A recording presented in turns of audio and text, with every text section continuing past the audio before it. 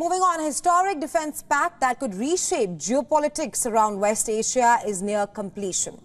Saudi Arabia and the United States are said to be close to reaching a landmark defense pact and nuclear and artificial intelligence cooperation.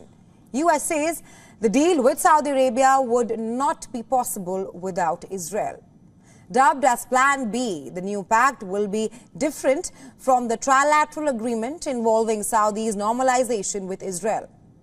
Reports suggest that Plan B could expand once Israel ends its war in Gaza and commits to an irreversible path to achieve Palestinian statehood in the West Bank, East Jerusalem and Gaza.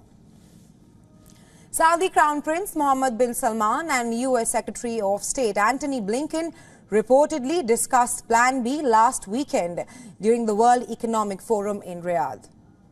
Now, reports say that the nuclear part of the US-Saudi deal could allow Riyadh a conversion plant for turning refined uranium powder into a gas. But Saudi Arabia would not initially be allowed to enrich uranium gas on its own. A different US-Saudi text would establish a defense pact between the two countries. The third part of the deal would involve a loosening of US export controls to Saudi Arabia of computer chips used in AI tools.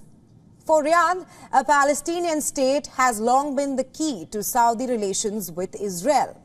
As head of Israel's government, Prime Minister Benjamin Netanyahu has flatly rejected a Palestinian state. Washington, however, appears determined to reassert its influence after disengaging from the troubled region in recent years. Well, as leaders of the Organization of Petroleum Exporting Countries, Saudi Arabia and Russia are close allies. Despite Russia's 2022 invasion of Ukraine, Saudi Arabia has continued to import Russian refined petroleum goods and has also intensified investment in Russian energy firms.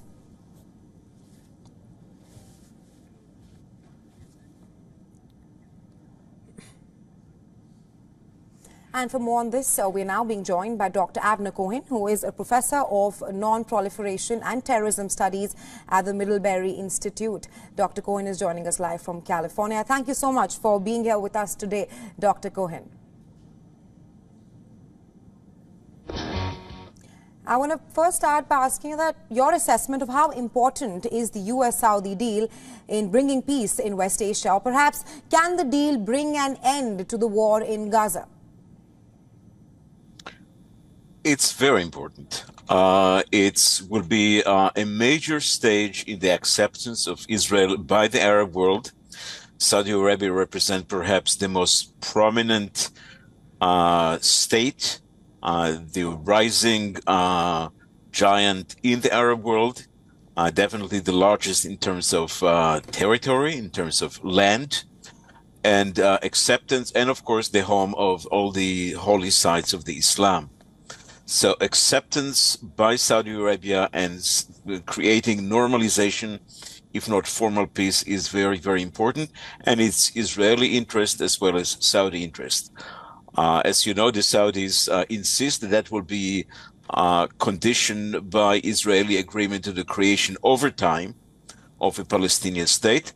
And I believe that should be an interest of Israel as well. You're right. Currently, Prime Minister Netanyahu refused to do that.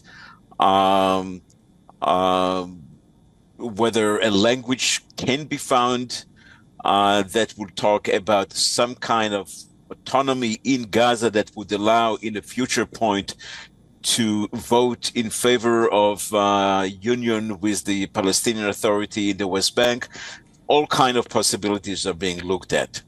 But in principle, I think it's very much an Israeli interest, and Israel should pursue that.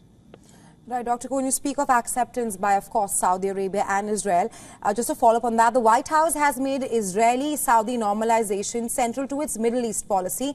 And recently, the White House has been very clear in saying that the White House will not sign a defense agreement with Saudi Arabia if the kingdom and Israel do not normalize ties. And like you mentioned, we've seen Netanyahu against a pathway to Palestinian statehood, while Saudi Arabia believes that Palestinian statehood failure is a reasonable price for Israel to pay for normalization of ties. How do you see the pact coming to fruition or completion in such a backdrop? Well, I think that many should keep in mind that the presence of the Netanyahu leadership in Israel is going to be short-lived.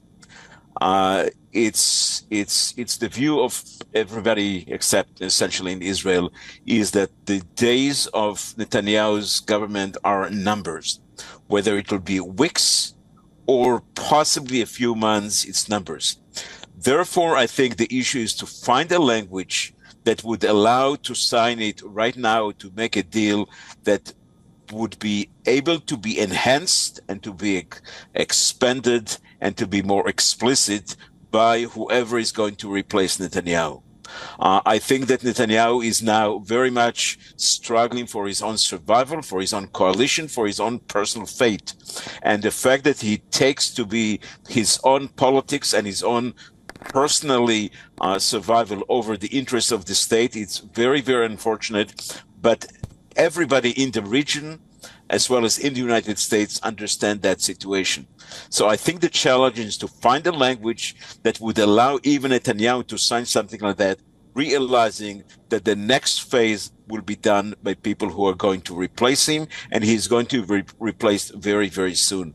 Most Israelis do not want, even in the right, do not want to see him as the leader of the country. Right, Dr. Cohen, thank you so much for taking our time and joining us here on WION with your insights. My pleasure. Thank you very much.